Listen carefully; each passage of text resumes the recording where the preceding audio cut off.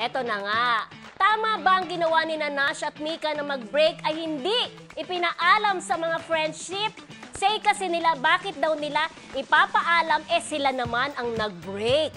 Yan. Pero pang general ito, hindi lang kay Mika at kay Nash, Kung nakipag-break ka, may ka-jowa ka, may nakipag-break obligasyon ka bang ipaalam? sasabihin mo ba sa mga friendship mo? Ayun, mahirap Oo. Ayan. Ako ay... Ano? Tama. Tama. Ikaw, friendship. Neither one of us.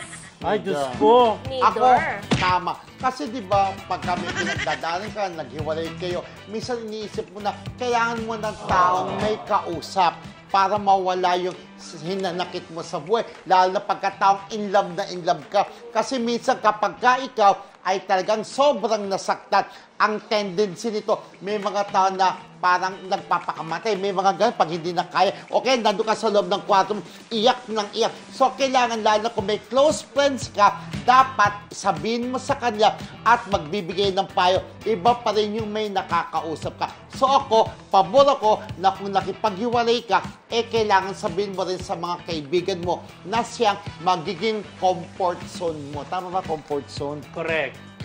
Ay, kundi, yung comfort zone, hindi na-correct ko. Hindi yung hindi yung pinagdidibatehan natin. Ito talaga, assuming ka. Comfort zone, di ba? Anyway, mali, di ba? Siyempre, doon ako, paninindigan ko to, di ba? Ano naman tawag dito? Siyempre, kayong dalawa lang may relasyon eh. Kayong nag-break, bakit kailangan sabihin mo pa sa mga friendship mo na, hoy, nag-break kami. Paano pag nagkabalikan kayo? Ayan na naman, galit-bati. Mas mabuti kung break kayo, kayong dalawa lang nakakaalam. Parang ganon. Bakit kailangan i-share pa? Kaya nga di ba sinasabi may mga kaibigan tayo, lalo na pagka yung super close mo, super best friend mo, hindi pa pwede hindi mo maikwento. So para sa akin, dapat din talaga na sabihin mo sa close sa'yo, kahit na isang tao lang, iba pa, meron ng ibang eksena, di ba? May sinabihan siya, yung pala naging boyfriend ng iba, di ba? Pero dapat mo pa rin ikwento.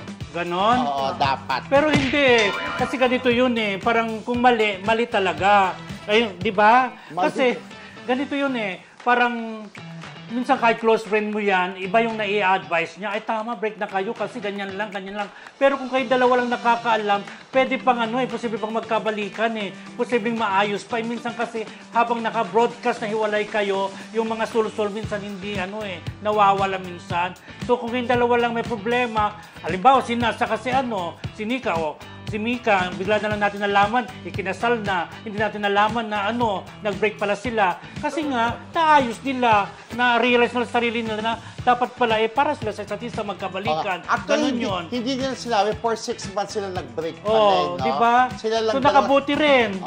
Parang sa magulang din, hindi nila pinaalam. Pero ikaw, anong stand mo dyan, friendship? Pwedeng neither So pwedeng tama, pwedeng mali. Oo, tama. Oo, tama na hindi na i-share sa mga friendship. Tama naman sabi ni Kuya Roldan. Kasi minsan, nakakagulo yung mga nakapaligid sa inyo. Oo, di totoo ba? yan. Sol. Oo, yung mga sul-sol. Ay, huwag mo na yan. Kalimutan Lalayo ka mo pa na ba yan. sikat na love team? Alam mo, yung girl parang gusto niyang makipagbalikan.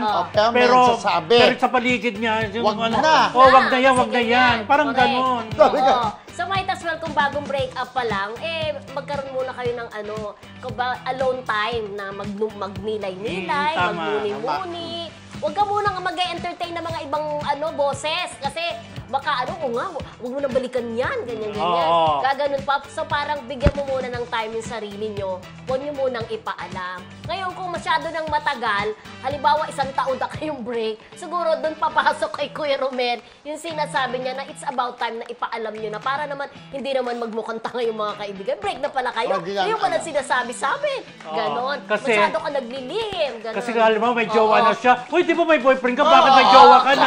Pwede sabihin ka. Yes. Wala kang tiwala sa amin. Hindi mo man lang sinishare yung importanteng bagay na yan sa amin. Ganon. So, sa akin, tama at mali. Parang ganon. Parang kailangan muna ng time na para sa inyong dalawa lang muna para makapag-isip-isip. Huwag agad-agad. Pero sa bandang huli, sabihin mo rin kasi baka mamaya po nakatagpukan na yan, napakasalawahan yan, taksil yan, bakit ganun yung hindi alam. Matagal na palang break. Ngayon ko lang naiintindihan kung bakit may mga artista, katulad ng mga malalaking artista like Lumakat yan, na medyo matagal na pala ang breakup. Hindi natin nalaman kaagad, di ba? So siguro medyo inaayos pa, di ba? May mga may Na mga parang sila sinasabi lang nilang mismo siguro. sila lang muna inaayos pa, Oo. may inaayos pa. Para Pero pag hindi mo na kaya, Oo. wala na. saka na lang sasabihin. Correct. Ayun. So, kayo, pasok na pasok ako sa leader. So kayo po mga classmates, ano sa tingin nyo, dapat bang sabihin ang breakup nyo sa inyong mga kaibigan o hindi? Ayan, comment lang po kayo dyan. Anyway, dito naman tayo kung saan itetest natin ang galing nyo sa hula. Dito lang sa Hulaan Yan!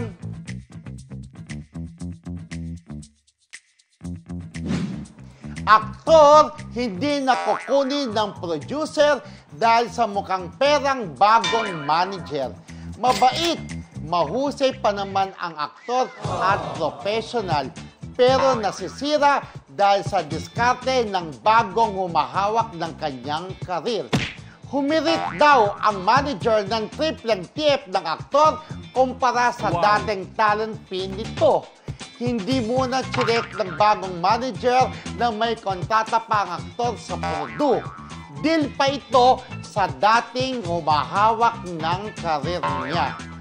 Malamang ay maburo ang aktor at nangangamoy ang pagkalaos dahil mahirap daw kausap ngayon ang bagong humahawak sa karera ng aktor. Wow. Marami itong demand. Sino siya? Ano siya, di Diba? ba? Pero minsan talaga, di ba, kahit mabait ang actor, professional, magaling, Correct. minsan talaga yung nasa paligid din ang Yes. nakakasira, no? Dapat. Ay, yung mga Pero- paligid na lang lagi. Pero ah. yung iba, na totoo naman, pwede iba na kapag ka ikaw nagka-award ka na, pwede namang magtaas ng talent, pinang Oo. konti. Oo. Pero ito, biglang, oops, may